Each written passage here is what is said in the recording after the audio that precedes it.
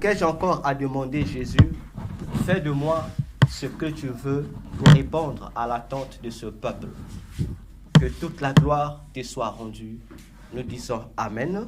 Amen. Toujours étant debout, nous allons lire notre passage. Nous allons prendre Philippiens chapitre 2. Philippiens chapitre 2. Papa Robert va nous lire. Le verset 9 jusqu'au verset 10. Philippiens 2. Verset 9 jusqu'au verset 10. Je vais lire au nom de Jésus. Nous bénissons le Seigneur. C'est pourquoi aussi Dieu l'a souverainement élevé et lui a donné les noms qui est au-dessus de tout nom. Afin qu'au nom de Jésus, tout genou fléchisse, dans le ciel, sur la terre et sous la terre. Et que toute langue confesse que Jésus-Christ est Seigneur à la gloire de Dieu le Père. Amen. Nous acclamons Amen. pour nous mettre.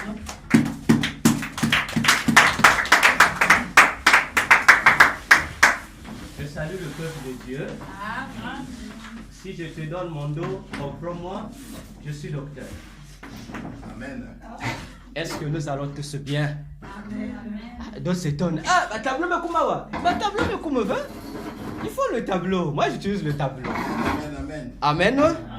Je bénis premièrement l'apôtre David. Dès le début de ce culte, pendant la période de prière, jusqu'à la fin, jusqu'au dernier verset, l'apôtre a fait le résumé de l'enseignement que je vais faire ce matin. Il a fait le résumé de toute la partie prière. En tout cas, l'apôtre, que Dieu te bénisse, je ne veux plus faire la partie prière. Amen. Ah, vous dites, mais comment? Vous avez découvert? Il ne connaît pas mon message. Il ne connaît pas. Mais là où j'étais, il a commencé sur le prière, j'ai dit, ah Jésus, je t'aime pour ces choses-là. Parce que tu anticipes. Là où j'allais pas, j'allais prier, tu as déjà donné le lieu de prière. Et retenez le dernier verset que l'apôtre a donné. Apocalypse 5, le verset 8 jusqu'au verset 14. Tous les versets, l'apôtre a donné tout le long de sa modération, il a donné le puissant 26. Dans le puissant 26, du jusqu'à la fin, il a soutiré ces sujets dedans. Il a encore cité le puissant 133. Il a cité Hébreux 11, le verset 6. Et le dernier verset, Apocalypse 5, le verset 8 au verset 14. Retenez ces versets-là. Ça va servir dans le sujet de prière. Je ne vais pas faire la prière ici. Je vais réinviter l'apôtre pour conduire la prière. Il a déjà fait le résumé de mon thème. Il a déjà fait le résumé de ce que j'allais dire. Et en deuxième lieu, je bénis le Seigneur Jésus-Christ. Parce que depuis la semaine passée, lorsque l'apôtre David m'a appelé pour me communiquer le programme, et le programme de l'enseignement que nous allons commencer aujourd'hui et que nous allons finir le dimanche prochain, j'avais déjà mon thème à enseigner. Parce que depuis le mois d'août de cette année, j'ai fait un vœu avec Dieu. Chaque endroit où on m'inviterait pour prêcher pour la première fois, j'ai dit à Jésus, mon premier message sera sur l'enlèvement de l'église. Alors, lorsque l'apôtre m'a communiqué le message de l'enseignement pour les 2 dimanches également, mon thème était déjà préparé. Et le dimanche passé, après le culte, l'apôtre m'a donné une idée par rapport à la dynamique de l'église. Et il a dit, nous en sommes dans une dynamique de l'enlèvement de l'église. Là où j'étais très content encore. J'ai dit, Jésus, merci encore. Parce que le thème que j'ai prévu, tu as annoncé ça en avance. Ça me fait du bien. Alléluia. Amen. Et là où tu es, tu peux acclamer pour ton pasteur.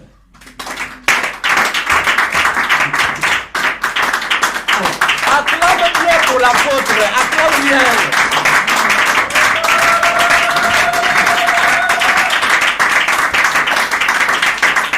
Amen.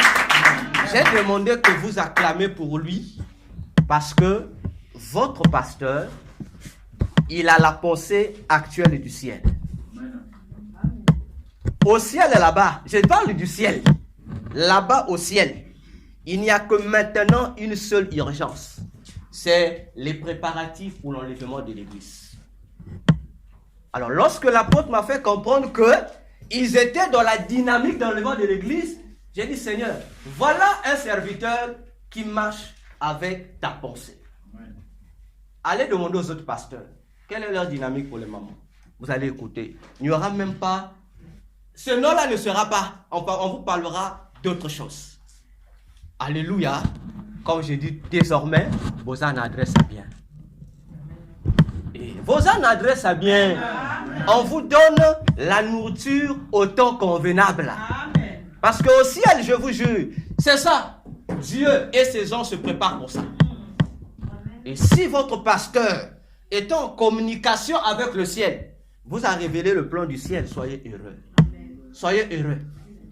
Alors, nous allons parler de l'enlèvement de l'église sous deux sous-thèmes. Lui-même, l'enlèvement de l'église, nous allons l'aborder le dimanche prochain.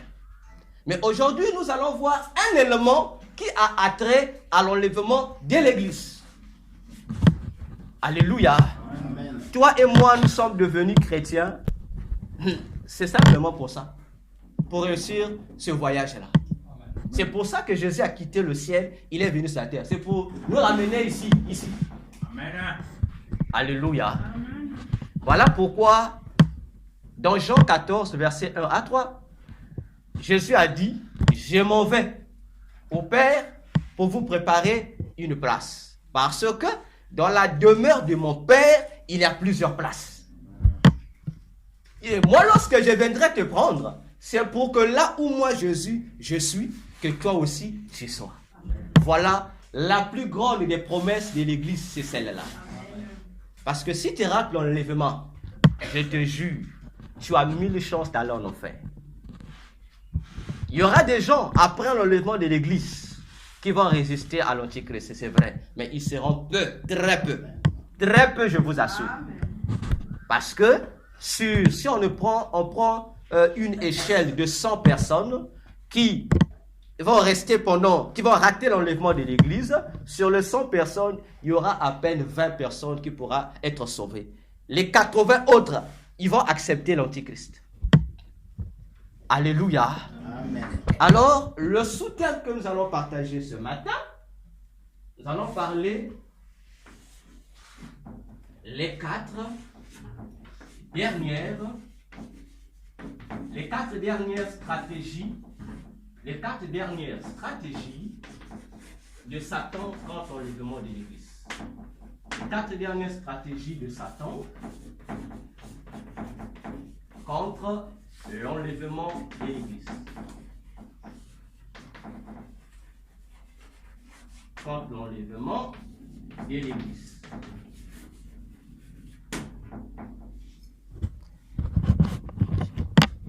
Alléluia. Amen. Alors, je vais demander votre attention.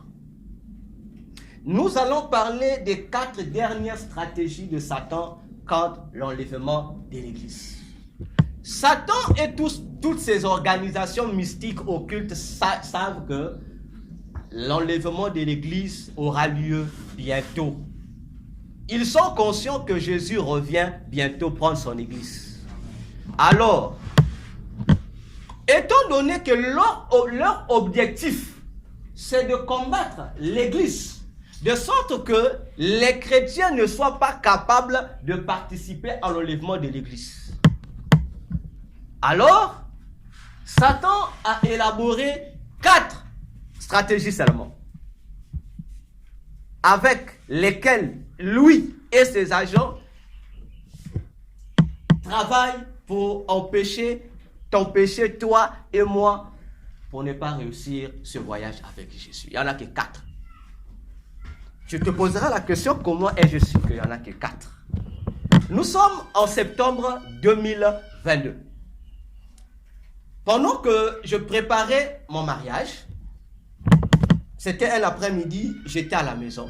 J'étais en train de relire un livre à moi que j'avais publié en 2019, qui s'intitulait « Mystère du ciel, tome 1 », un témoignage révélateur. En fait, dans ce livre, je parle de mon témoignage à moi, de la manière dont j'ai rencontré Jésus-Christ et jusqu'à ce que je suis devenu serviteur de Dieu. Et à l'intérieur de ce livre, il y a un chapitre dans lequel j'ai parlé sur les 4 élémentaux, c'est-à-dire ce qu'on appelle couramment les 4 éléments de la nature. Nous connaissons les 4 éléments de la nature. L'eau, le feu, l'air et la terre. j'ai parlé de ça là-bas pour expliquer aux gens de quelle manière la tradition, nos coutumes, nous connectent avec ces 4 éléments-là. Parce que ces 4 éléments-là font partie des éléments que la tradition et la coutume utilisent pour détruire nos vies. Et j'ai expliqué ça là-bas. Alors, pendant que je réalisais mon propre livre, j'étais assis sur le lit. Donc, j'étais là. Bon, à ma droite, oui. Le Seigneur apparaît. Bon, si vous me dites comment, je vous dirais, il apparaît. Alors, lorsque le Seigneur apparaît, il me fait comprendre qu'au-delà de ce que moi je pensais, que ces 4 éléments n'étaient liés que à la tradition et à la coutume, il m'a fait également comprendre que ces 4 éléments de la nature ont une autre dimension aussi contre l'Église. Et lui, le Seigneur, avait appelé cela les 4 combats de l'Église. Et le Seigneur me dira, nous sommes en 2022, il me dit que le diable, l'année passée, donc 2021, il avait encore tenu une réunion dans le monde céleste. Lorsque je parle du monde céleste, l'apôtre dans sa prière, il a dit, je vous ai dit que l'apôtre a résumé mon enseignement. L'apôtre vous a dit, dans le sujet de prière qu'il a donné, il a dit, nos bénédictions viennent du ciel. Mais, toujours au niveau de ce ciel, il y a des démons qui sont là, qui bloquent nos bénédictions. Et nous devons prier pour que ces démons libèrent la voie de nos bénédictions. Amen. En fait, je fais allusion à cet endroit-là, ces démons-là. En fait, c'est un monde qui est là-bas, que le monde satanique appelle le monde de l'air. Alors, à l'intérieur de ce monde satanique, Satan avait eu, d'après Jésus, une autre réunion dans laquelle il a réactualisé ces éléments-là. Donc, en 2021, Satan a tenu cette réunion pour réactualiser ces 4 stratégies. Donc, ça veut dire, s'il y a eu réactualisation, ça veut dire qu'avant 2021, il y a une année où Satan a commencé avec ça. Alléluia. Alors, le 16 et le 17 octobre 2023, je reçois encore une autre visite du Seigneur pour me rappeler encore ces choses-là, ces 4 stratégies-là. Alors, étant donné que dans mon église, nous avons commencé une étude depuis le mois de juillet 2023 sur le chrétien face à 2024. Alors, j'avais réservé cet enseignement. Après cette étude de 2024, nous allons étudier cet enseignement. Alors, étant donné que j'ai une opportunité ici, voilà pourquoi j'ai décidé de partager avec vous ces choses-là. Pour nous préparer encore, nous dire de faire énormément attention. Et en octobre, le Seigneur m'expliquera le tableau que je vais dresser ici. Tel que le Seigneur l'a fait, c'est tel que je vais le reproduire le tableau.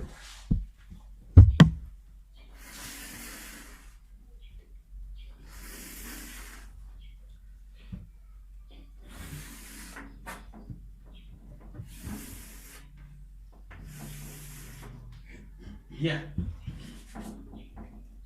Nous avons ici première stratégie. Nous avons la première stratégie.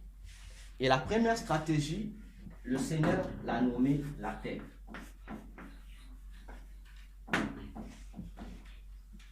Ok? Nous avons la deuxième stratégie.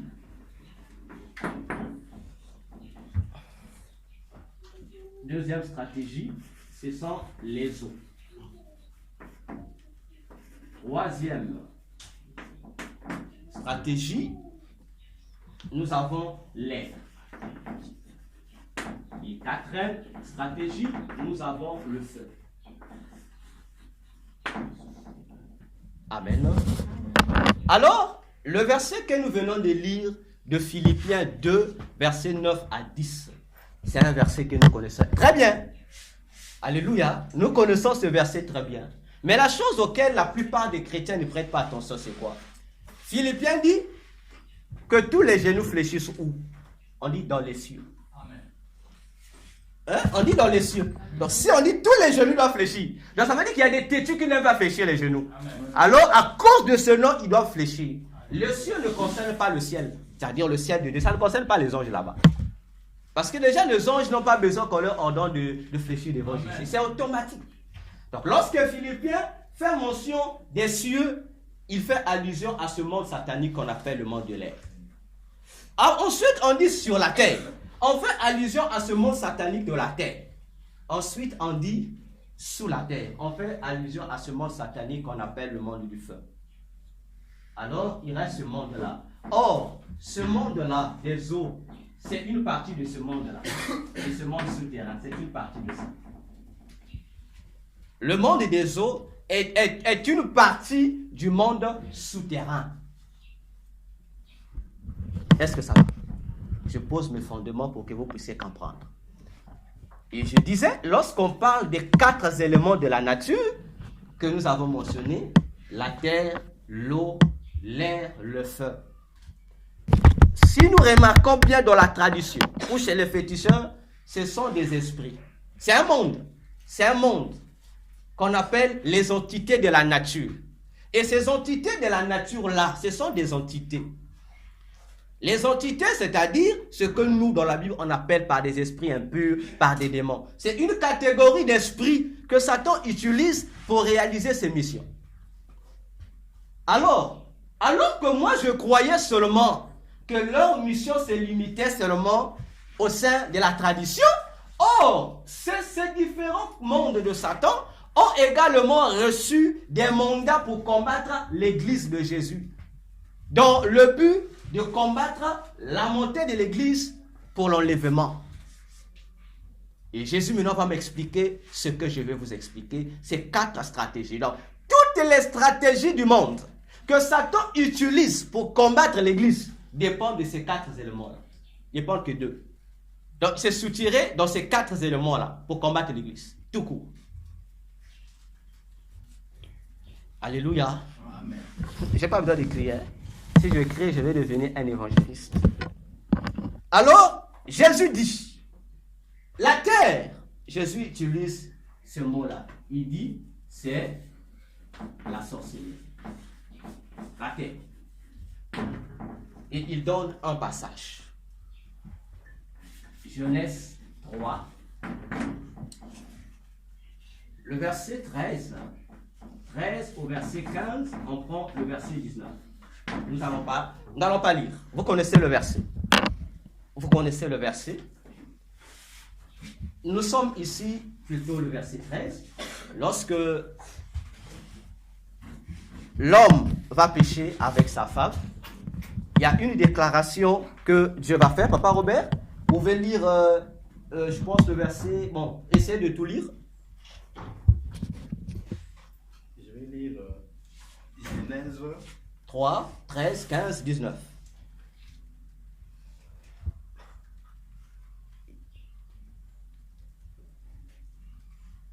Genèse 3. Oui. 13, 15, 19.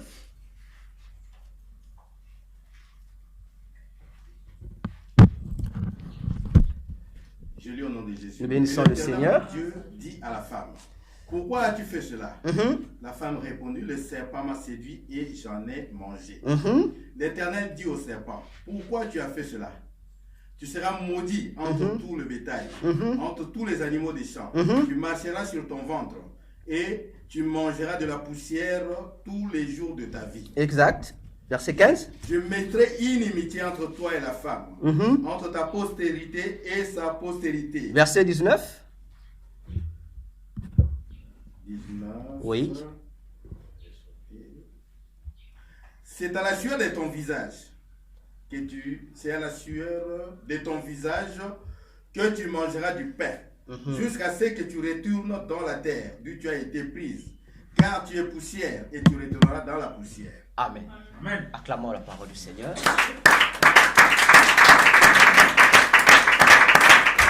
Alors, le Seigneur m'explique. Il dit, le monde que vous entendez parler, qu'on appelle le monde de la terre, il dit, c'est le monde qui est géré par nos amis de tous les jours, qu'on appelle les sorciers. Tout le monde dit, ils nient la sorcellerie. Donc, ceux qui travaillent ici, ce sont nos voisins qu'on appelle les sorciers et les sorcières. Et le Seigneur donne ce passage. Et dans ce passage, le Seigneur souligne un élément. Il souligne le serpent. Le serpent. Il dit, ici c'était, nous le connaissons, l'individu là, cet individu là, le serpent, qui est Satan le diable. Alors le Seigneur explique, il dit, qu'est-ce que Satan a fait? Satan, dans tout ce qu'il a comme fonction, comme activité, il a fait le dispatching. Il a fait comme Dieu a fait. De même que Dieu a des dons spirituels en lui, de même que Dieu avait les 5 ministères en lui, Dieu a partagé un peu. Il a donné un peu aux apôtres, il a donné un peu aux prophètes, il a donné un peu aux docteurs, etc. Satan aussi a fait la même chose. Il a pris toutes ses missions diaboliques, il a distribué cela à son organisation. Alors, il a donné, conféré à la sorcellerie, aux sorciers, la mission là, cette mission là, d'être des servants. Il a donné aux sorciers la mission d'être des servants. Alors, puisque les sorciers ou la sorcellerie a pour emblème le serpent, automatiquement, la sorcellerie doit accomplir les déclarations de Genèse que nous venons de lire ici.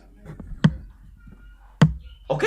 Elle doit accomplir cette mission du serpent.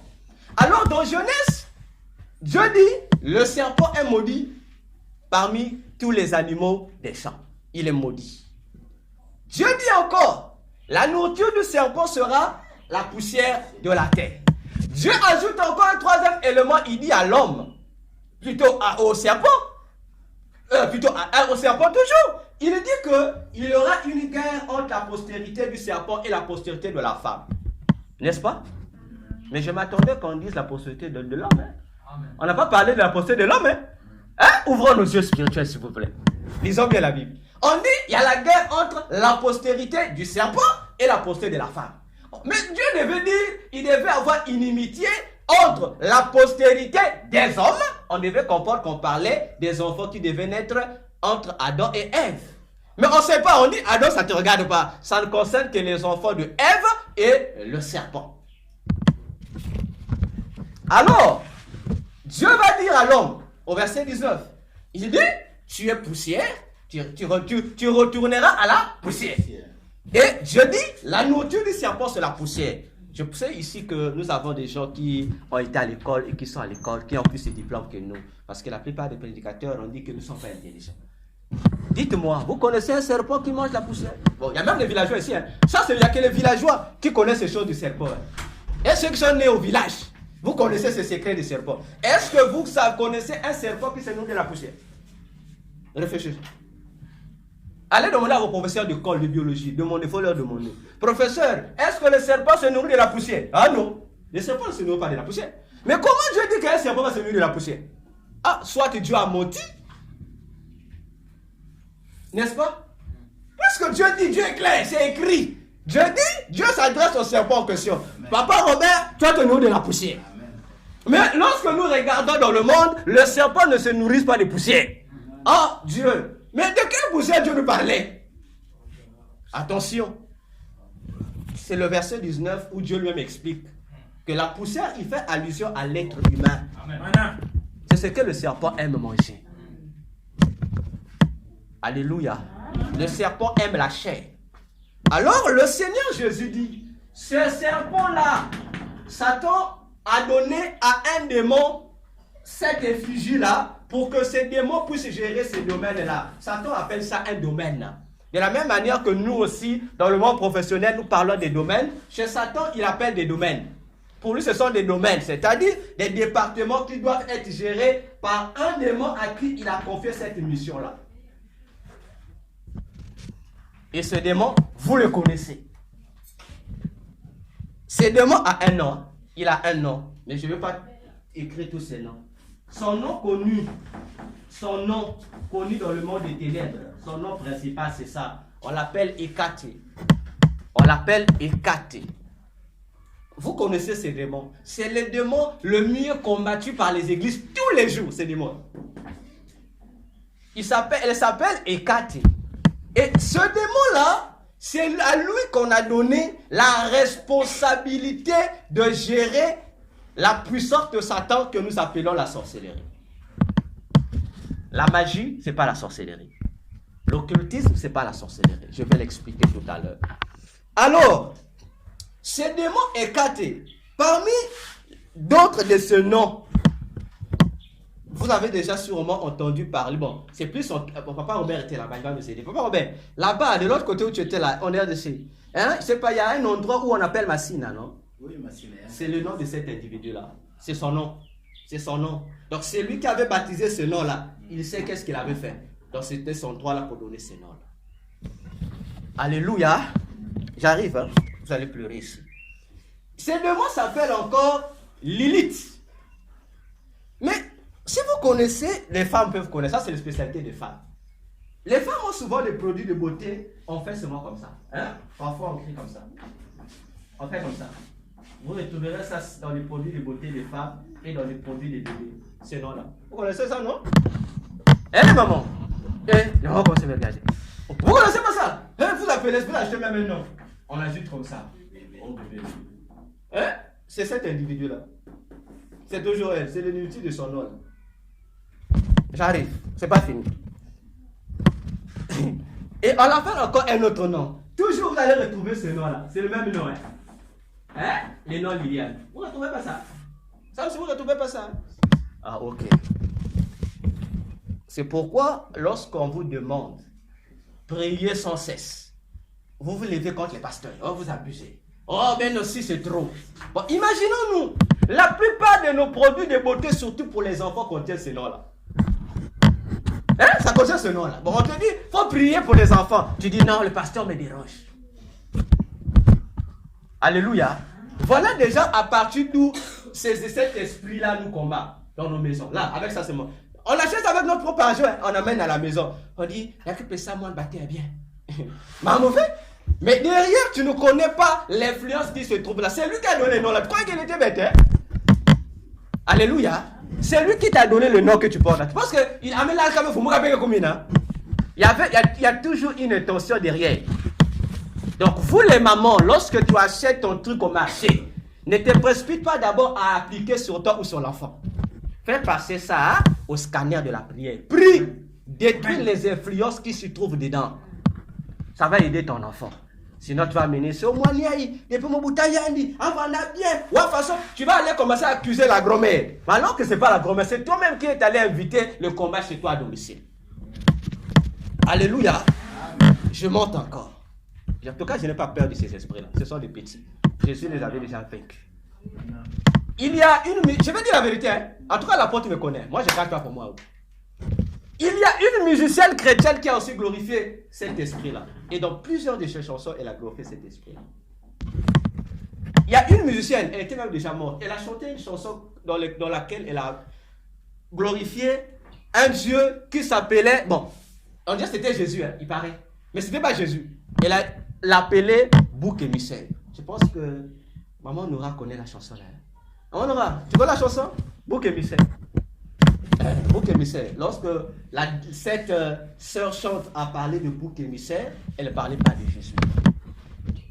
Elle parlait toujours de cet individu, de cette démon-là ou cette déesse-là. Vous allez me dire comment? Le jour où Dieu fera encore une opportunité, nous allons parler de ces chants-là. J'espère que tu vas prendre au sérieux ce que l'apôtre dit ici. Tu vas prendre au sérieux ta vie chrétienne. Alléluia. Ah, vous dites, il faut dire le nom. Je vous dis son nom, c'est Marie Misamo. Je n'ai pas peur. C'est celle, elle a chanté ça. Et dans plusieurs de ses chansons, elle a chanté ça. Et cette même divinité aussi a été chantée par un musicien païen. Vous connaissez. Il y a même un titre de sa chanson. Il a chanté Kamasutra. Kamasutra, c'est ce nom de cet individu-là. Hein, ça, c'est son nom. Bon, vous aussi, les frères et les sœurs. Non, les frères. Vous qui aimez acheter vous appelez ça quoi? Les choses pour la sexualité. Là. Vous dites non, ça donne la force là. Hein? Les choses afro. C'est cette divinité-là. Vous êtes toujours ici. Alléluia. C'est là que le dimanche, l'évangéliste Ludovic a pris le soin de nous parler du combat spirituel. Hein? C'est ça. Il a précisé un élément. Il a dit, ne confondons pas le combat spirituel à la prière du combat spirituel. Ce n'est pas pareil. Parce que le combat spirituel a existé avant ta prière du combat. Et ça commence là, ça commence au ciel, le combat spirituel. Alors, cet individu-là, c'est elle qui gère la mission de Satan qu'on lui a donnée dans Genèse 3. C'est elle qui gère, qui est à la tête de cette puissance de Satan qu'on appelle la sorcellerie. C'est elle la maîtresse. S'il faut le dire, c'est pas la reine, dans ce sens-là, qui dirige, qui coiffe tous les sorciers. Que ce soit les sorciers d'Afrique, que ce soit les sorciers d'Europe, ou les sorciers de tous les continents. C'est elle qui gère. C'est ce département ou ce domaine de la sorcellerie. Alors, le Seigneur donne encore notre verset. Nous n'allons pas lire, je vais expliquer. Ésaïe 34, versets 9 à 15. Dans ce verset, si vous lisez cet Ésaïe, on parle de cette déesse-là. Ça, c'est le Seigneur qui m'explique. Dans nos versions de nos Bibles, il y a un élément qui a été mal traduit. Ésaïe, cet Ésaïe-là, lorsque vous lisez la description de ça, si vous lisez ça en hébreu, lorsqu'on commence à parler d'un serpent là-bas, ce serpent-là a un nom. Mais dans nos traductions françaises et anglaises, on aura remplacé le nom. Le nom qui figure là, c'est ce nom de Lilith qui est là, qu'on met là-bas. Dieu, lorsqu'il s'adresse à Ésaïe, dans Ésaïe 34, Dieu utilise Lilith. Dieu s'adresse à un individu, mais dans nos Bibles, on remplace ça par le lieu, on parle du désert ou des animaux du désert. Alors qu'il y a déjà un problème. On se demande pourquoi les traducteurs n'ont pas traduit ce que Dieu avait dit. Parce que lorsqu'on vous remplace ça par un autre nom, par un autre élément, ça fausse un élément. Ça fausse un élément qui s'y trouve alors que Dieu parle de Lilith. Et si vous remplacez, le verset 15 dit, là, le serpent fera son nid. Si vous remontez, vous commencez par le verset 12, vous allez comprendre ces choses. Et lorsque vous allez commencer à partir du verset 14, là où on nous traduit les animaux du désert. Bon, je ne sais pas pourquoi les traducteurs ont écrit animaux du désert, alors que en hébreu, on écrit Lilith. On s'adresse à un démon et non aux animaux du désert. Alléluia. Alors, si vous remplacez Lilith par là, vous allez comprendre toute la suite de ce passage d'Ésaïe 34.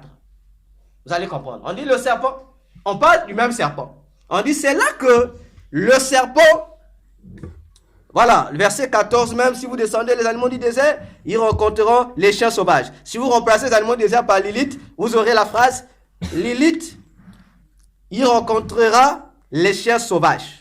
Et les boucs s'y appelleront les uns les autres. Là, le spectre de la nuit aura sa demeure et trouvera son lieu de repos. Le spectre de la nuit, mais c'est cet individu qui gère ça.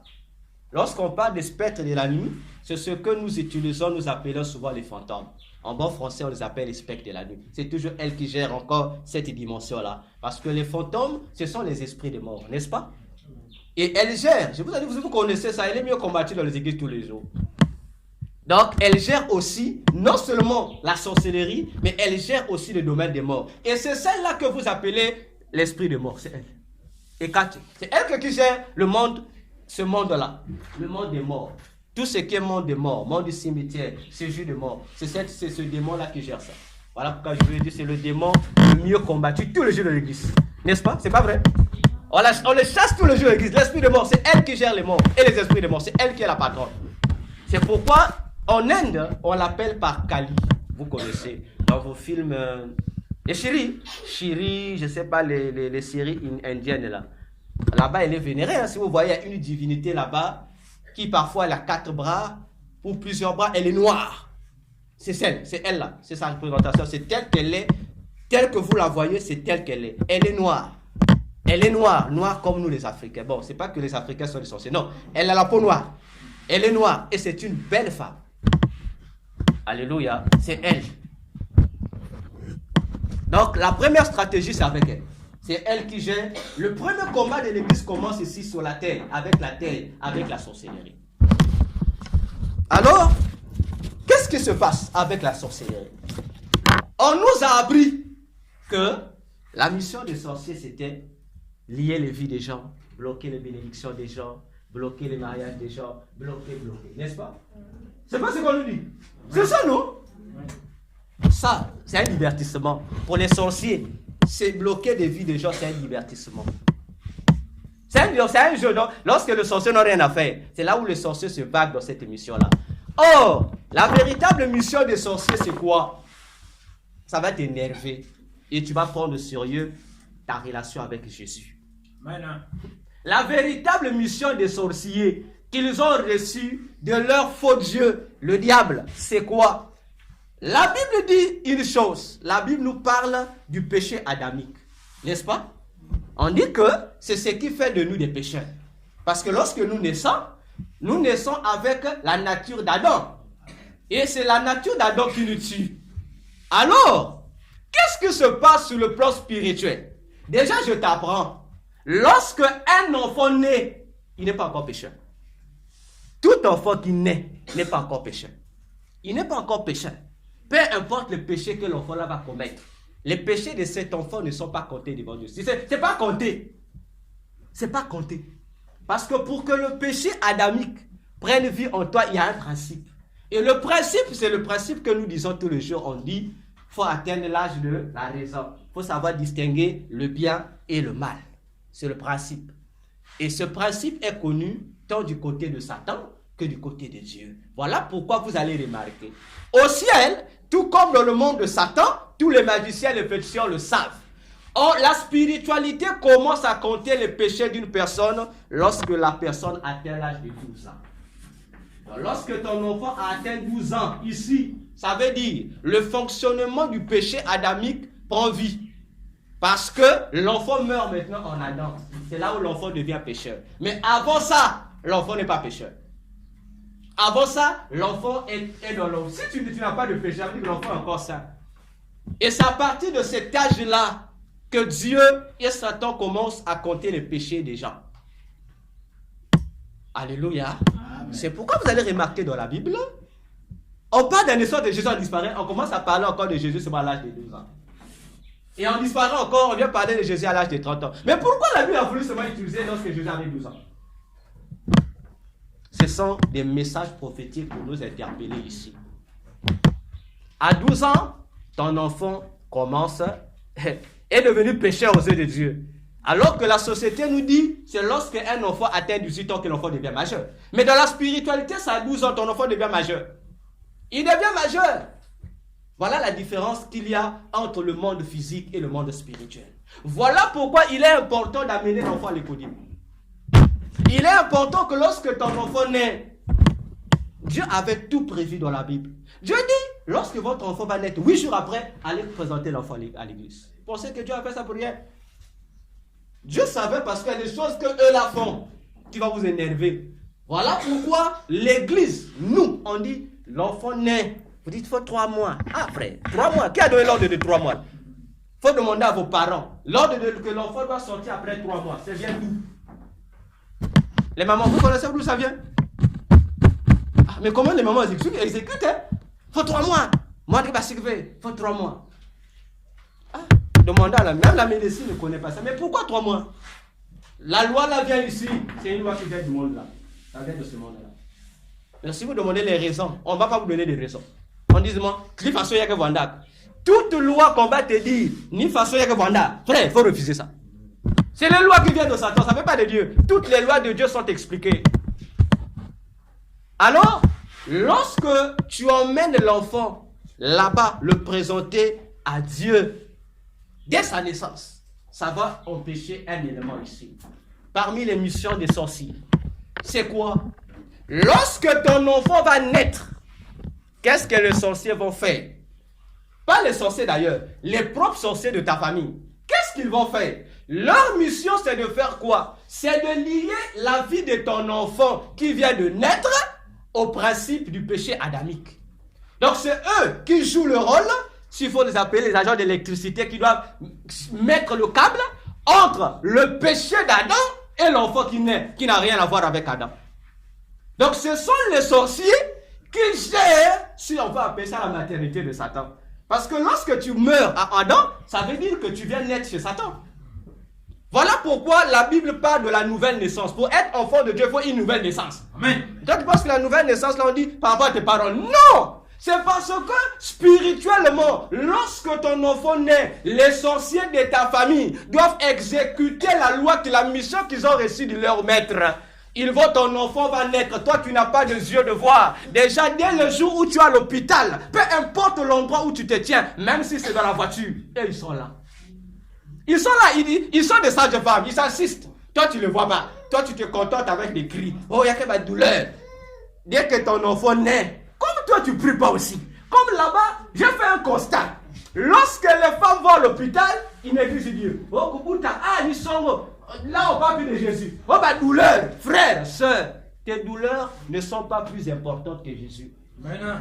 Parce que lorsque tu vas là-bas, comme toi tu mets Jésus de côté, tu gères d'abord Bissongo. Mais le sorcier il trouve le terrain libre. Le sorcier vient, il attend. Dès que l'enfant naît, le sorcier, qu'est-ce qu'il fait? Il prend ton enfant, il va le lier au principe d'Adam.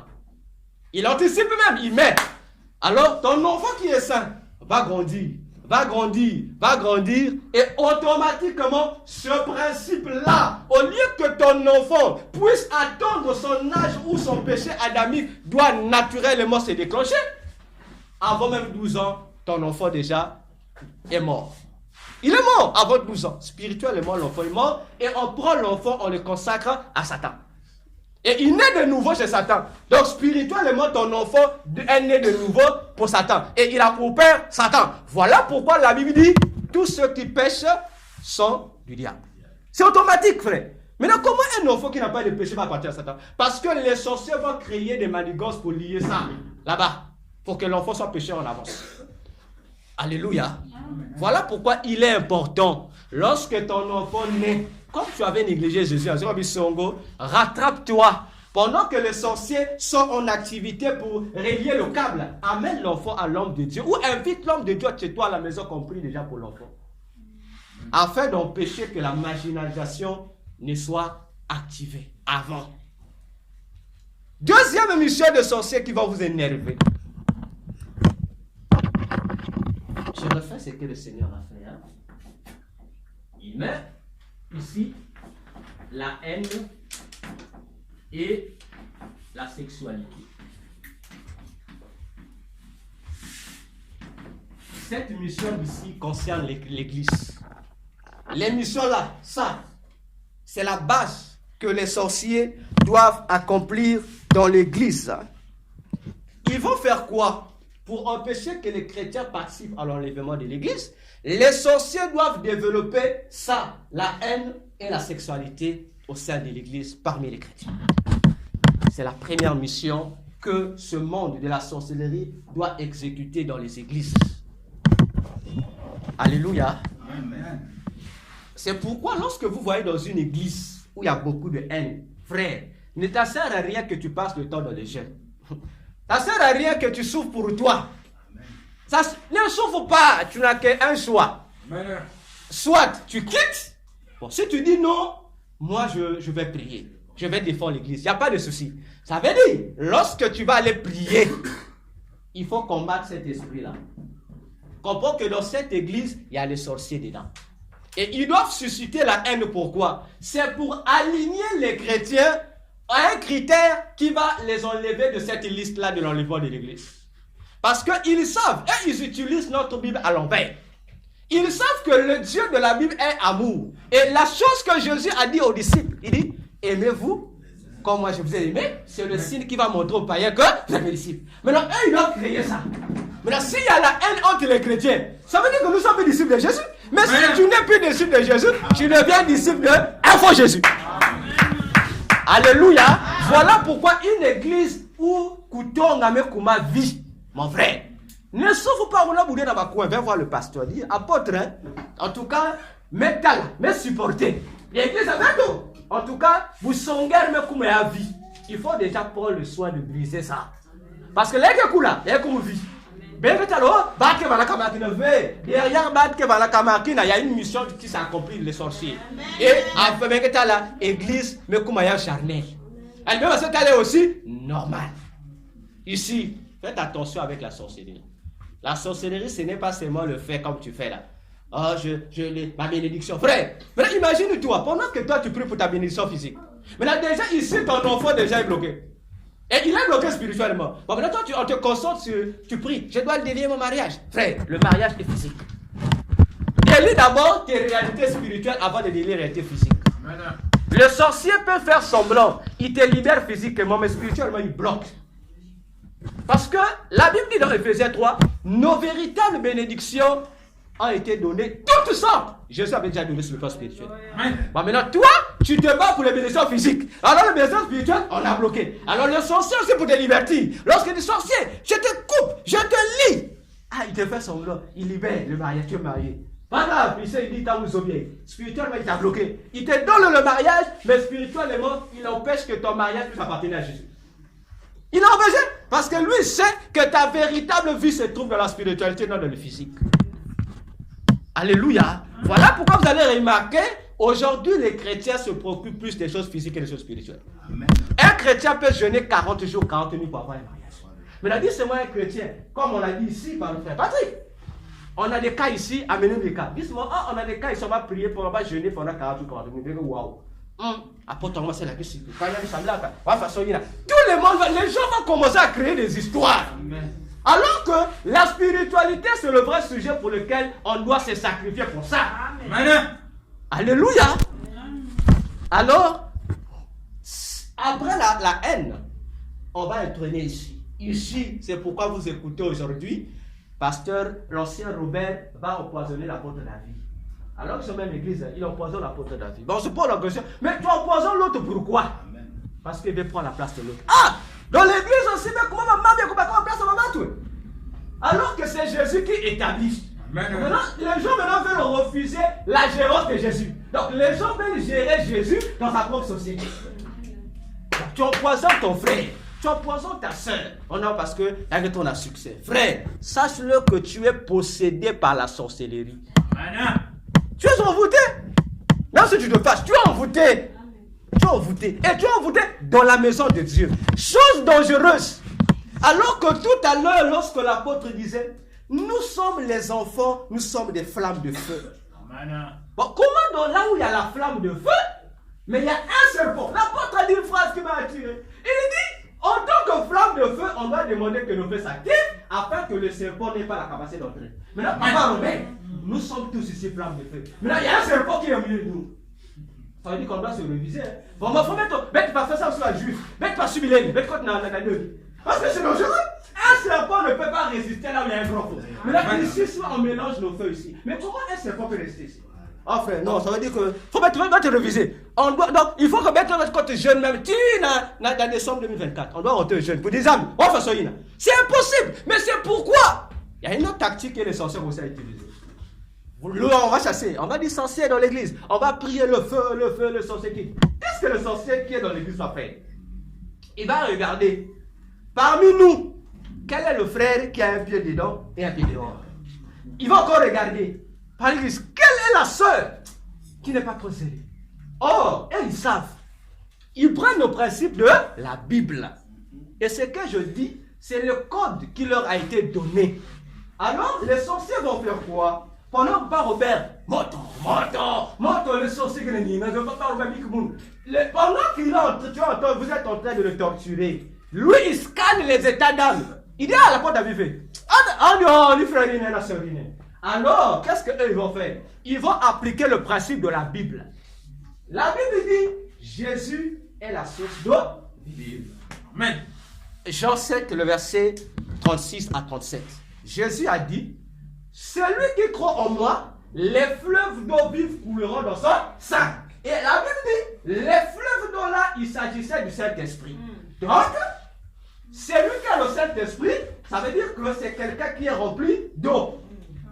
Alors, qu'est-ce que le sorcier va faire? Le sorcier, à son tour, qu'est-ce qu'il va faire? Il va chercher, puisqu'il sait que là où il est, vous êtes en train de le combattre. Vous êtes en train de le tourmenter par vos prières. Alors, il va regarder le frère ou la sœur qui a un pied dedans et un pied dehors. Ils savent que Jésus ne partage pas sa gloire avec d'autres dieux. Donc, ça veut dire, lorsque toi tu as un pied dedans, un pied dehors, le Saint-Esprit est sur toi. Le Saint-Esprit est sous là. Alors, comme le Saint, mais c'est la preuve dans la Bible, non? Mais attendez. Ça se trouve, c'est que c'est dans la Bible. Lisons bien la Bible. Jésus sous la croix. Papa Robert, tu es enseignant de la parole. On dit que sur la croix, Jésus a fait quoi? Ésaïe 50 ans dit, il a porté nos fardeaux. Non, le bon mot. Il a porté nos péchés. Alors, mais on dit que Dieu, Jésus dit toujours, je ne suis pas seul, je suis avec mon Père. Ah, donc en Jésus, comme le dit 2 Corinthiens 5, 17, en Jésus, Dieu était là. Bon, maintenant, la Bible dit que Dieu est saint. Maintenant, Jésus sur la croix, il porte les péchés de l'humanité. Mais l'Esprit de Dieu qui la doit quitter. Voilà pourquoi l'Esprit dit. Non, Jésus parle. Jésus dit, Père, pourquoi m'as-tu abandonné? Parce que le Père ne pouvait pas résister là où il y avait les péchés. Le Père s'en va, il laisse le corps de péché là-bas. Mais si avec Jésus son Fils est le Dieu, mais le premier a vu votre ça, toi et moi. Ah, et puis change ta façon de prier. Alléluia. Alors, le sorcier va regarder que comme toi tu n'as pas le Saint-Esprit, spirituellement ta vie est un désert. Alors, comme vous êtes en train de l'oppresser, feu Jésus. Alors, le sorcier va appeler quelqu'un, un autre gros maître, un autre démon que vous connaissez bien. C'est quel genre de la Bible? La Bible, comme j'ai dit, la Bible a tout dit, mais la Bible n'a pas tout dit. Dans Matthieu 12, Jésus a dit, Papa Robert, lorsque un esprit impur sort, il va où? Il va appeler. Non, avant appeler, il va d'abord dans un lieu. Le lieu arrive, c'est le désert. Mais il va faire quoi là-bas? On dit qu'il va encore chercher 7 autres démons plus puissants que lui pour revenir. Mais au désert là-bas, il y a un autre démon qui gère les déserts. La Bible a même parlé de son nom. Il s'appelle le démon Azazel. Il a la forme d'un, je ne sais pas si c'est un bouc ou une chèvre comme ça. Il est vilain le démon. C'est lui qui gère. Voilà pourquoi je vous dis toujours. L'évangile, il veut la rappeler. Il dit, faites attention avec des églises qui se surnomment combat spirituel. Moi, je dis, s'il y a 100 églises qui s'appellent combat spirituel, il n'y a qu'une église qui appartient à Jésus. Il n'y a qu'une qui appartient à Jésus. Les restes là, ce sont que des sociétés de Satan encore. On vous dit là-bas quoi? Il faut chasser Satan au désert. Démon, je te chasse au lieu Harry. Mais toi, tu dis Harry. Jésus dit, il va au lieu Harry pour se rendre fort. Maintenant, toi, tu chasses le démon, tu l'envoies encore là, il va devenir fort. Maintenant, comment ta situation va changer? Parce que lui, lorsqu'il va, il revient avec un renfort. Maintenant, il vient te trouver comment? Voilà pourquoi Jésus a dit, chassez seulement les esprits. Chasse-le seulement. Lui-même, là où il va aller tomber, ça ne te regarde pas. Maintenant, lorsque tu choisis, les Césarines, je te chasse. Oh, il dit merci. Il dit merci parce que là-bas, il sera d'abord soigné des blessures spirituelles que tu lui as causées par le démon Azazel. Après, Azazel va le renvoyer. Alors, les sorciers vont appeler Azazel. Ils vont lui dire, Azazel, nous ici on souffre. Alors, le démon Azazel va apparaître dans l'église. Qu'est-ce qu'il va faire? Il va maintenant voir le frère là qu'on a ciblé ou la soeur qui a un pied devant un pied dehors. On dit, mais c'est comme si tu es dans le désert. Ça veut dire que tu deviens la propriété d'Azazel parce que lui, il gère les déserts. Alors, Azazel va faire un transfert. Pendant que nous, on envoie feu, l'Azazel va ouvrir un portail spirituel. C'est-à-dire, les portes de ta ville. Il va ouvrir ça. Chez eux, il conseille désert. Les démons là, tous les sorciers qu'on chasse à l'église. Et les démons qu'on chasse à l'église là, ils vont rentrer chez toi. Ils vont se confiler là, ils vont regarder. Ils vont casser là. Dès qu'ils vont voir que le feu de la pierre va diminuer, ils vont encore sortir. On les chasse encore, ils reculent chez toi. Voilà comment le sorcier joue avec les chrétiens aujourd'hui. Mais lorsqu'on te dit laisse le péché, oh bien de ce que la sac, oh la chair est faible, oh bien que ce qu'a fait son mousse. La chair est faible, oui, mais bien que fait son mousse. Jésus a dit l'esprit est bien disposé. Et on nous a donné le Saint-Esprit pour que nous soyons capables de dissiper la chair. D'ailleurs, dans Ésaïe, Jésus a dit, dans Ésaïe, notre Dieu a dit que celui qui est faible dise qu'il est fort. Oh pasteur, qu'est-ce que tu as fait? Ça veut dire que tu aimes le péché. Comme tu aimes le péché, tu deviens pour toi le désert de sorcier. Et comme tu es le désert de sorcier, tu n'iras pas à l'enlèvement de l'église. Tu ne vas pas aller. Même si tu donnes les grosses dîmes, tu ne vas pas aller. Parce que c'est lui qui doit aller à l'enlèvement. On a besoin seulement que ton corps appartienne à Jésus, c'est toi le temple de Jésus. Maintenant, toi, dans le corps de Jésus, tu as donné le pouvoir à Azazel et tu as donné le pouvoir à Écate pour te gérer. Maintenant, comment tu veux être un chrétien dit devant le Seigneur? Et demain, quand tu vas encore venir, tu es devenu pour toi une maison pour les sorciers. Donc, tu amènes les sorciers à l'église, quoi. Hein? Et lorsque nous on prie, les sorciers se cachent chez toi. Maintenant, si le pasteur te dit, frère, il faut beaucoup prier. Oh, pasteur, tous les jours à nous. Oh, pasteur, on a un problème d'amour. Non, mais parce que l'homme de Dieu, même s'il n'a pas vu, il ressent, il a ressenti que ta vie là, il y a un problème. Il te dit, serre ta voix du Seigneur. Ouais, apporte, Seigneur, quoi, Kakuna. Il faut beaucoup prier. Viens aussi. Hé, frère, si tu ne pries pas, l'enlèvement n'est pas pour toi. Amen. Si pour toi l'église, c'est un lieu de détente, comme c'est dimanche, tu viens seulement faire le nombre. Mais dans la liste de ceux qui doivent aller, tu n'es pas. Voilà l'une des choses. Et je vous apprends, depuis 2007, dans la réunion des sorciers, dirigée par Satan, il a donné aux sorciers le droit d'être dans toutes les églises de Jésus pendant 15 ans. Hein? Pendant 15 ans. Imagine donc, tel que nous sommes là. Après, il y a des sorciers ici. Donc, ils ont la mission d'être ici pendant 15 ans. Mais ils doivent faire quoi pendant 15 ans? Et la mission qu'ils ont reçue, ils doivent occuper les fonctions clés de l'Église. Et non seulement ça, pendant les 15 ans, ils doivent être les meilleurs chrétiens au monde. C'est-à-dire, toi, tu vas te dire, ah, le frère là, vraiment, la soeur là, vraiment, elle a les fruits du Saint-Esprit. Oh, c'est un sorcier. Parce qu'il doit faire ça pour toi. L'objectif, c'est d'atteindre la tête de l'Église, votre pasteur. Alors, si le pasteur voit que le frère ou la soeur a des vertus de Dieu, qu'est-ce qu'il va faire? Comme le pasteur aussi, à toi, charnel. Il va dire, non, combien de bons chrétiens là-bas? Allez, frère, deviens ancien de l'Église. Ah, là, ça doit faire. Tu as reçu la mission. Mais si un sorcier devient l'ancien de l'Église, vous savez ce qu'on ça fait? Alléluia. Vous donnez à un sorcier le rôle d'être protocole. Ah, Église. Mais vous êtes en train de détruire l'Église sauf de votre compte. Et les mêmes sorciers, ils seront même bien. Ils vont même aider que l'Église puisse croître physiquement. Mais spirituellement, ils vont détruire l'Église. Parce que c'est eux qui vont tenir les clés, les bases de l'Église. Ils vont même chercher à connaître la vision de l'Église. Ils seront même bons. Ils vont venir apôtre. Nous voulons. Apôtre, qu'est-ce qu'ils vont? Ah, voilà pourquoi on dit aux chrétiens. L'église n'appartient pas aux gens qui sont charnels. Mais dans l'église, on n'a pas besoin de sentiments. On a besoin du discernement spirituel. Qui est qui? Même si tu es gentil, même si tu réponds en toi tous les fruits du Saint-Esprit, ne pense pas qu'un pasteur qui crée l'Éternel va te donner une fonction à l'église. Il va d'abord consulter son Dieu. Sinon, c'est l'erreur que font aujourd'hui les pasteurs. L'erreur qu'a fait un grand prophète de la Bible, le prophète Samuel. Dieu lui a dit, va oindre quelqu'un dans la maison d'Isaïe. Le grand prophète, il était reconnu, hein, Samuel, il vient. Il rentre dans la maison d'Isaïe.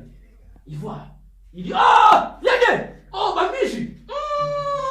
C'est lui le roi. Oui. Dieu dit, c'est pas lui.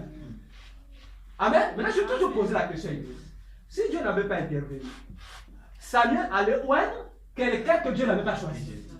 Et il allait dire quoi? Non, je suis prophète. Comment? Je suis prophète? Non. Fais ce que Dieu t'a dit de faire. C'est ça Dieu. Dieu n'avait pas besoin de muscles. Il avait besoin de quelqu'un, l'homme selon son cœur. Dans l'église, on n'a pas besoin de bons serviteurs. Non.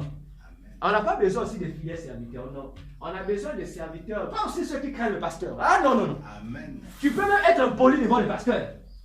Mais Dieu, dans son église, il a besoin des serviteurs, des chrétiens qui le craignent. Amen. Parce que si tu crains Dieu, tu vas respecter ton pasteur. Amen. Si tu crains Dieu, tu vas respecter ton frère et ta soeur. Maintenant, si tu crains seulement le pasteur, tu ne vas pas respecter ni Dieu, ni les frères, ni les sœurs. Toi, tu respectes que le pasteur. Ce n'est pas le pasteur qui va te juger, mon frère. C'est Dieu qui va te juger. Tu seras saupé. Le pasteur dit, Dieu, j'ai fait mon travail. On va t'appeler, toi! Osabi comprendre. Dieu là-bas on ne comprend pas vrai. Dieu ne comprend rien. Dieu comprend seulement si tu lui répètes sa parole. Il va te dire, répète, j'avais interdit ou pas interdit. C'est Nico qui va me dire, yo, oh Zambi Ngezaba, tant pis pour toi. Alléluia. Alors, deuxième mission des sorciers ici. Frère, c'est ici encore c'est plus mauvais. lorsqu'on vous dit, ne faites pas des rapports sexuels si vous n'êtes pas marié. Oh, mais aussi, à l'église, à l'assemblée, mais frère, parmi tous les péchés, on nous dit même de résister face à Satan. Mais on dit ici, on dit, fouillez. Qui m'a... Maintenant, posons la question. Donc, devant ici, le Saint-Esprit peut rien faire. Non, est-ce que ça vous arrive de méditer sur la parole de Dieu d'abord? On nous dit les autres péchés là, même les démons du célibat, il faut les résister. Les autres, il faut les résister. Maintenant, on arrive aux petits démons ici. Là. On dit qu'il faut fuir. Oh, attends. Un homme, bon, imaginez-vous, l'apôtre David qui est là. Bon, il doit fuir. Bon, attendez. Bon, regardez que sur le terrain, on va dire, là, pasteur, on peut s'y mettre. On dit, pasteur, tu as vécu les choses hier là-bas. Mais lui là, pasteur dit non, il faut fuir. C'est pour vous dire qu'ici, il y a des grands dangers. Et c'est ici que le plan ici des sorciers se concrétise dans la famille. Parce que l'objectif des sorciers, c'est quoi? C'est nous aider à naître de nouveau dans le monde de Satan pour être des enfants de Satan. Et c'est ici qu'on parle des œuvres de la tradition et de la coutume. C'est ici qu'on parle des divinités des familles. Et c'est ici qu'on parle des caractéristiques qui te caractérisent, toi et ta tribu ou ton ethnie. Comme tu es fier, oh bête ma vie, bête comme on a qu'à faire. Tu es fier, hein? N'est-ce pas? Maintenant, le caractère que vous valorisez là, ça vient d'ici, ça vient de ce monde-là. C'est ceux-là qui te donnent ça. C'est le sorcier qui gère ça. Ils doivent gérer l'ADN spirituel de votre famille, là, au niveau d'ici. Parce que lorsque vous vous accouplez, toi et l'autre, comme vous n'avez pas respecté l'ordre de Dieu, qui a dit, il faut d'abord que tu verses. C'est-à-dire, vous vous mariez. Maintenant, toi, tu dis non, les raccourcis existent. Tu vas à Ngoulou, vous allez faire votre adoration. Mais t'as là, au mot, t'as la vie. T'as la quoi? Au papa Robert, on a vu. T'as la gauche, au moment, on a vu. Eh bien, c'est bien. Mais sachez-le qu'en faisant ça, vous avez aidé les sorciers à mieux vous nuire. Parce que lorsque vous allez là-bas, dans le monde mystique, il y a une alerte qui signale. Vous voyez que lorsqu'il y a l'ambulance là, ça signale. Ton nom et le nom de la personne là apparaissent dans tous les écrans géants de tous les démons dans leurs différents domaines. On voit, ça apparaît. Et on dit, c'est comme vous allez faire là-bas. Ça signale. Et lorsque ça signale, on voit, on dit lesquels qui sont d'abord chargés pour ça. On dit non, c'est le département de la terre. On dit commencez d'abord. Pendant que vous allez faire votre truc bizarre, une fois seulement qu'il y a contact du sexe, vous voyez, vous avez fini. Vous allez vous laver. Moi, je t'apprends, mon frère, je t'apprends, ma soeur, c'est que tu laves là, c'est le mesure, tu laves rien. Les vraies semences sont d'abord transportées. En deux, qu'est-ce qui se passe? Lorsque toi, tu jettes dedans, et lorsque l'autre reçoit, vous faites quoi? Vous faites le transfert. De quoi? Déjà, la configuration mystique. Les démons qui gèrent votre famille, que vous appelez les dieux de vos ancêtres là. Et ils sont déjà, à l'intérieur de toi, il y a déjà leur base. Maintenant, vous partagez, non? Papa Robert va donner ces démons de la famille qui le gèrent, les sorciers. Donc, toutes les sémences de la sorcellerie en lui, il va transmettre à l'autre, l'autre aussi va transmettre. Et vous devenez comment? Vous devenez une seule chair. Lorsque la Bible dit que vous devenez une seule chair, on ne parle pas sur le plan physique, c'est spirituel. Vous devenez une seule chair. Voilà comment il y a des chrétiens qui étaient chrétiens, même des hommes de Dieu qui sont des hommes de Dieu. Il est devenu homme de Dieu par nous seulement.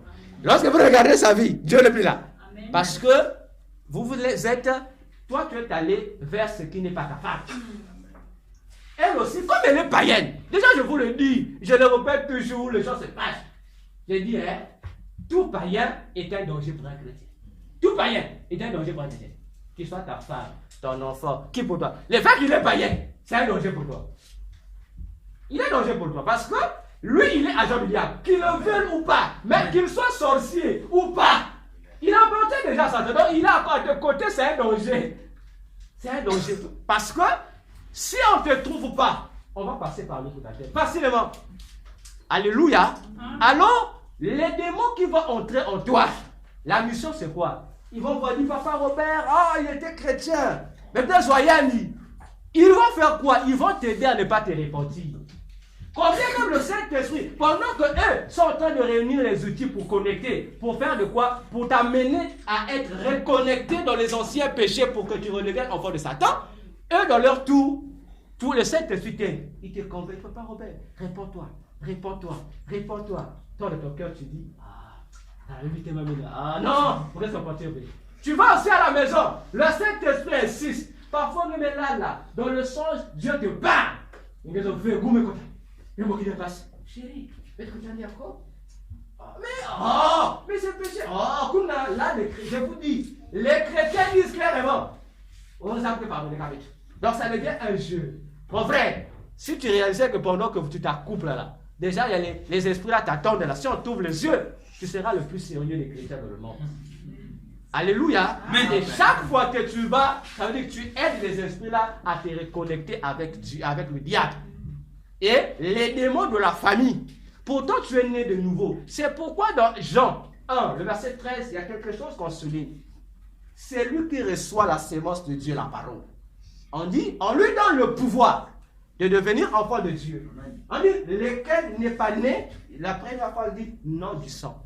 Mais lorsqu'on parle du sang, mais on parle de quoi? Mais ça concerne la mission de ceux-là, ce que les sorciers font dans nos familles, pour nous déstabiliser. Alléluia. Évitons cette sexualité. Il y a beaucoup à dire ici. Parce que le temps est peu, je vais vous faire un résumé, sinon je vous faisais le chemin, comment il fonctionne. Voilà, parmi les armes les plus destructrices de l'Église, c'est ça. Et ça fait partie des églises. Et c'est ici que les pasteurs n'ont pas le courage de condamner les péchés sexuels dans les églises. Je vous dis, les pasteurs condamnent la fornication. Ils condamnent tous les péchés liés à la sexualité. Mais il y a un péché que les pasteurs ne condamnent pas. Toujours lié à la sexualité. Vous ne verrez, rare, je dis très rare, qu'un pasteur vienne dire à un couple chrétien qui ne sont pas mariés, il dit, ce que vous faites là, c'est un péché. On ne dit pas ça, n'est-ce pas? Vous savez pourquoi on ne dit pas ça? Parce que le pasteur dit, si je dis à Papa Robert, je vais le frustrer, il reste sur l'église. Mais attendez, l'effet que vous êtes deux personnes qui habitent sur la même toit, vous n'êtes pas mariés, vous avez une fraise que vous faites.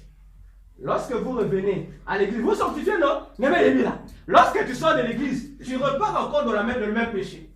Donc en réalité, aux yeux de Dieu, vous êtes coupable. Et si vous mourrez dans cet état, Dieu vous considère comme des pécheurs. Et si Jésus revient, vous n'irez pas à l'enlèvement. C'est sérieux, je vous dis la vérité. C'est pourquoi je dis toujours au couple libre, je dis, frère, efforce-toi. Le mariage au Congo, il faut connaître le système de mariage. Il y a 3 étapes qu'on appelle la dot, non? La première étape, on dit c'est le premier verre. Si tu donnes ton premier verre, on dit tu as fait, on dit kanga le parent. Donc la famille, tu es déjà dans le premier pas de ta dot. Et la famille te donne le droit. Elle dit, vas-y. Au jeu de Dieu, Dieu a validé, Dieu dit que tu es déjà marié. Là, tu peux faire tout ce que tu fais. Mais tant que tu n'es pas là, frère, même si tu peux prier, tu peux faire des miracles. Tu fais des miracles parce que pendant ce moment-là, tu es sac. Tu t'es purifié, non? Oui. Mais après, tu ressors, tu vas retrouver la même bout du péché. Ça, c'est en fait, tu fais quoi? Tu aides les sorciers à faire ce qu'ils doivent faire. Dès que tu es à l'église, ils s'arrêtent d'abord. Ils savent qu'on va faire plus d'être. Efforcez-vous à régulariser votre situation. Amen. Ça va vous aider à aller à l'enlèvement de l'église. Sinon, vous n'irez pas à l'enlèvement de l'église. Vous allez traiter l'apôtre de mauvais pour rien. Vous allez dire, l'apôtre, il est là. J'ai toujours dit aux gens, et je le répète encore, il faut être fier lorsque tu as un pasteur qui est un père spirituel. Amen. Il est plus que le père qui t'a mis au monde. Amen. Alléluia. Amen. Donc si tu as une difficulté, viens voir le père. Dis, père, ma situation là, vraiment, même en père, tu ne m'aides pas. Moi, je veux me marier. Il est ton père. Comme il a dit tout à l'heure, il dit, si tu as la foi, tu obtiens ce que tu veux. Viens seulement le voir. Dis, père, je n'ai pas pour moi l'argent. Mais je sais que il est écrit dans 2 Chroniques 20. Confiez-vous à l'Éternel, vous serez affermis. Amen. En ses serviteurs, les prophètes, vous réussirez. Le mariage est un plan qu'il faut réussir. Et la personne la plus idéale qui peut t'aider à réussir ton mariage, c'est ton pasteur. Amen. Alléluia. Amen. Si tu n'as pas pour toi la foi, reste pour toi. Tu veux réaliser ton mariage parce que c'est un piège où les sorciers vont t'avoir là-bas. Et on t'a toujours. C'est pourquoi tu vois toujours, il y a des décalages. Il y a des choses que tu n'apprécies pas. Parce que tu es un chrétien, un pied dedans, donc tu appartiens à Jésus et tu appartiens aussi à Satan. Alors que Jésus veut t'avoir pour lui-même. Amen. Amen. Est-ce que ça va? Amen. Je crois que nous allons nous arrêter ici. Les dimanches, par la grâce de Dieu, nous allons étudier les autres éléments. Donc, en résumé, ce que j'allais vous dire, Église, l'enlèvement n'est plus loin. J'ai dit, l'enlèvement n'est plus loin. Ne suis pas le mensonge du diable qui te dit, non, il y a quelqu'un tama. Attention, attention. Presque, non, tous les signes, je dis bien, tous les signes concernant l'enlèvement sont déjà accomplis. Tout. Le dimanche, je vous ai montré cela, tout est accompli. Je vais finir par vous dire ceci. Le temps de l'église était fini. Depuis 2007, le temps de l'église était fini. En termes normal, depuis 2007, il devait avoir l'enlèvement de l'église. Mais on se pose pourquoi il n'y a pas eu l'enlèvement. Nous sommes rentrés dans ce que le ciel appelle la patience de Christ. Donc, on n'est pas dans les prolongations. Donc, on nous a... Le temps arrivé, mais c'est comme à l'école. Il est midi, il faut sonner. Mais tout le monde attend. Mais le surveillant sonner, midi, mais souvent, il a sonné. C'est une manière pour Jésus de nous laisser le soin de faire quoi? Il a compris que... Bon, imaginons le soignant, c'est le papa. Alors, si Jésus était venu en 2007, frère, sœur, est-ce que toi, tu devais partir? Moi, je te pose la question. Moi, j'ai fini ici. Si Jésus était revenu en 2007, est-ce que tu es là, toi, est-ce que tu allais participer à l'enlèvement de l'église? Amen. Amen. Que celui qui a des oreilles pour entendre. Nous appelons l'apôtre David pour la suite. Nous acclamons le Seigneur.